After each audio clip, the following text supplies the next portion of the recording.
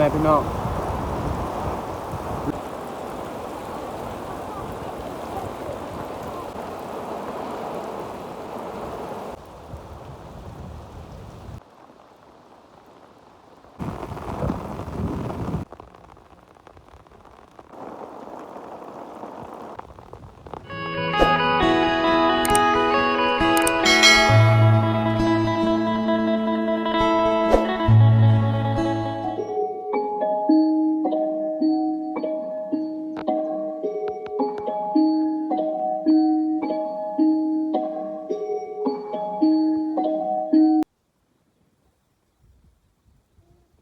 กราบทักทายสบายดีพ่อแม่พี่น้องเบิร์ดสุขุสุคน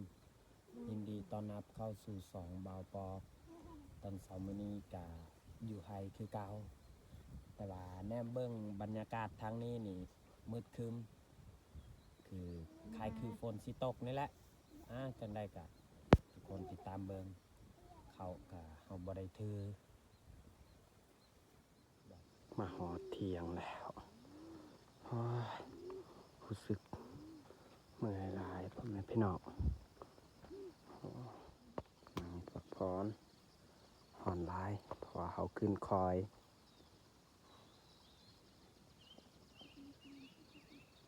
ว้าวเห็ดปวกนี่อืมเห็ดปวกนี่จะมีขาแบบนี้ขาของมันยาวเขากินนี่บอนนี่หวานคักหอมนี่เห็ดบานๆโอ้หนาวแล้วพ่อแม่พี่น้องนี่ผมสามารถกินได้เพราะว่าตอนมันปองใหม่ๆบ่มีคนเก็บ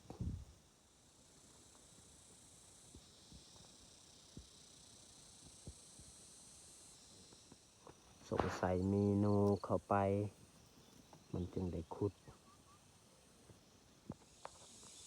ยังแต่บอนนี้นี่ยังหมดทันแล้วโอ้บอนเฮล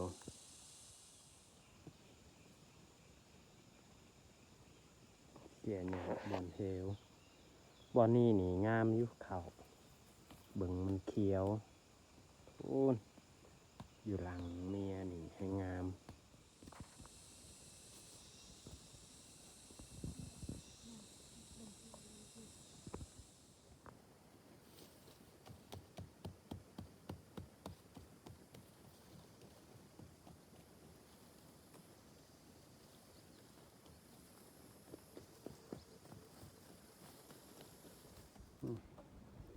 หญ้าเทียวเสีย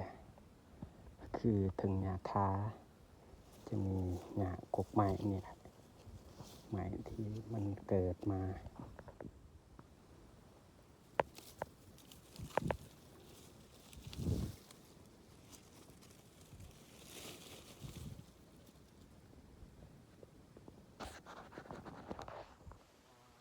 พ่อแม่พี่น้อง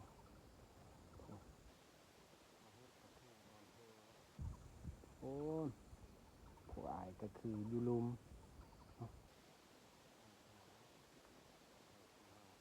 นี่แหละ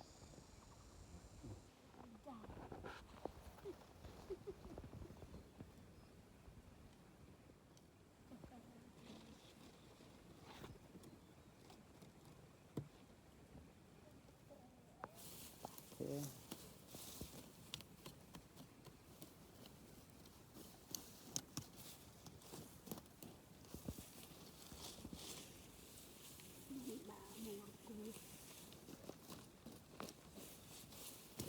Sạc đi. Cô sẽ em một như cơ.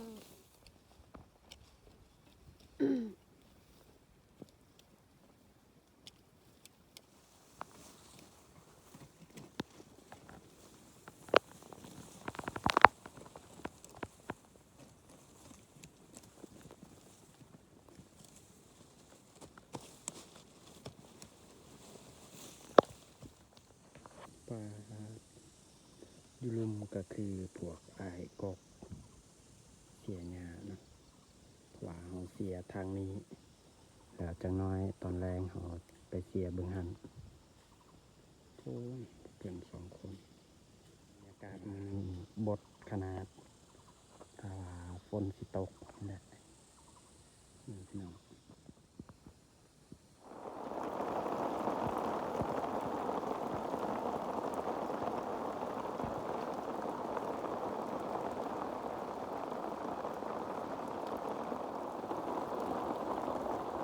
เสียหญ้าแข่งฝนเด้อพวกเพิ่นส่วนเฮานี่บ่ไหวหนาวหลาย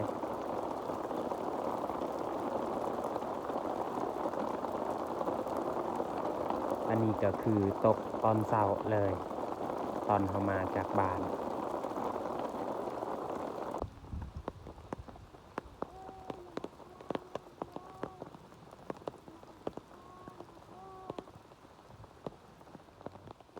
หนอกฝนตกแข่งฝนไปนำเลย เสียหญ้าให้ว่าทางนี้แค่แน่อันนั้นหญ้าบ่ค่อยมี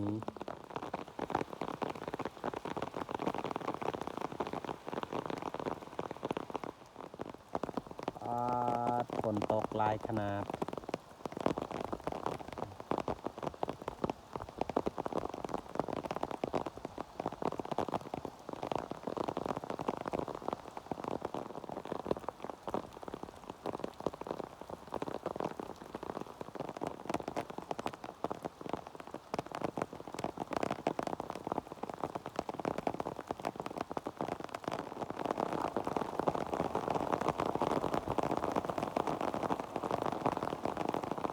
ลานกระทะบนประตูคน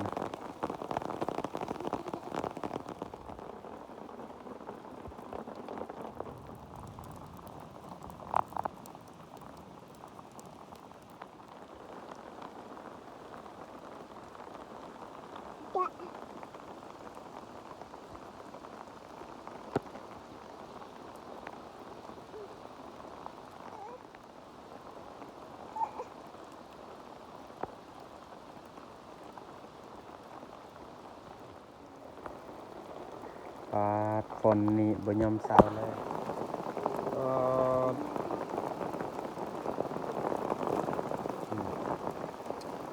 เมียของเฮากับร้านก็คือเฮ็ดแข่งคนเลยหนาวบ่หนาวบ่นะ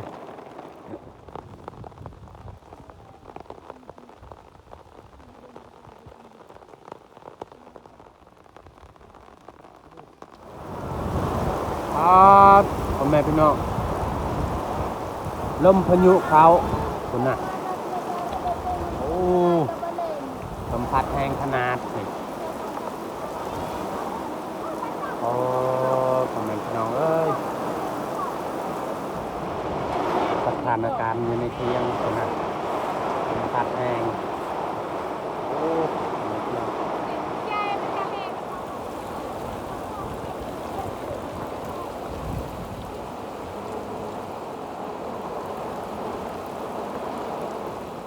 ฝนตกหนักขนาดต้องลมพัด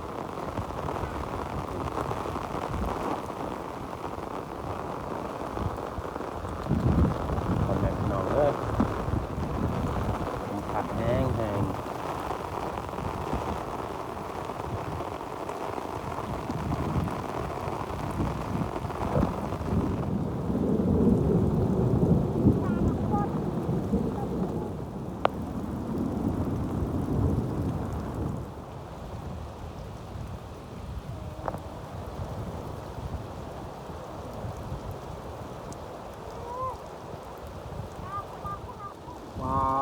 พ่อแม่พี่น้องทางกูนี่มืดตึบเลยทางเฮาก็มืดคือกันคันว่าคนเบิ่งแต่พุ่น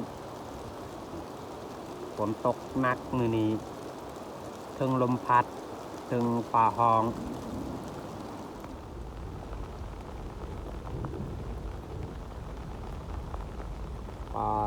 ฝนตกไปนำเลยพี่น้องออกไปถ่ายเบาก็ลำบากสุดเลยฝนตกถึงลมพัด ถึงป่าทอง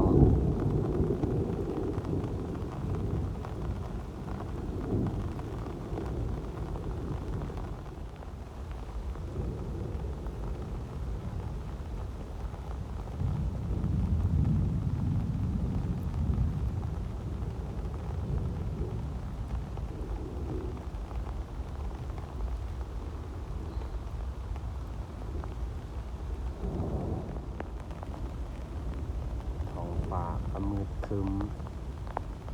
ฝนตกหนักแล้วมื้อนี้เอามาตอนเช้าก็คือบ่ทันเสียหยะเสียคราวเดียวกะฝนเริ่มมาเลยฝนมาโดยที่บ่ทันตั้งตัว แล้วก็ฝนตกบาดเดียวเลยทำอิฐมันบ่ได้ห้องแบบนี้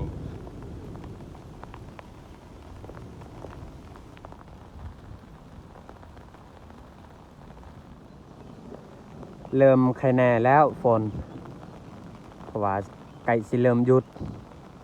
คันว่าฝนเศร้าตกเฮาก็อาจสิบ่ได้เสียหญ้าบางทีก็เมื่อบ้านเนาะพ่อแม่พี่น้องเพราะว่าเฮาเสียหญ้าก็มันบ่ตายเพราะว่ามันเปียก